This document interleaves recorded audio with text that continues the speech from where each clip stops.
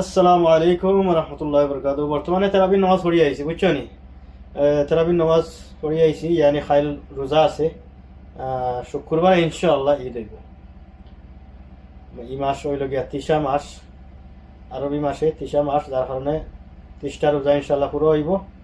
আমরা বর্তমানে তেরাবি পড়ি আইছি। ভিডিওটা যার কাছে যায় শেয়ার করে দিও, তো সবে জানবা। বহুত মানুষে খালি প্রশ্ন করতে, মানে খাইল ঈদ করবাই না কিতা, অত সময় বোঝা গেছে না, যার কারণে এখন তেরাবি রবি পড়ি আইছি। আলহামদুলিল্লাহ এখন হয়ে গেছে পুরা শিওর খাইল রোজা শুক্রবারে ঈদ।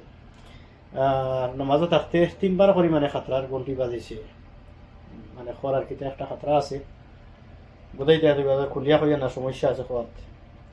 3বার করে সাইনেম বাজিছে। আমরা রোদ থাকতে রুমও থাকতে একবার বাজিছে, আর তেরাবির নামাজও প্রায় 3বার বাজিছে, বুঝলেন?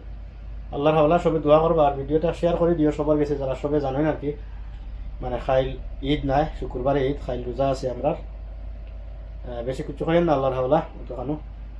সব আল্লাহ মালিক, সবারে আল্লাহ ভালো রাখতা, আর আমরা লেগে দোয়া করিও আল্লাহ হেফাজত রাখতা।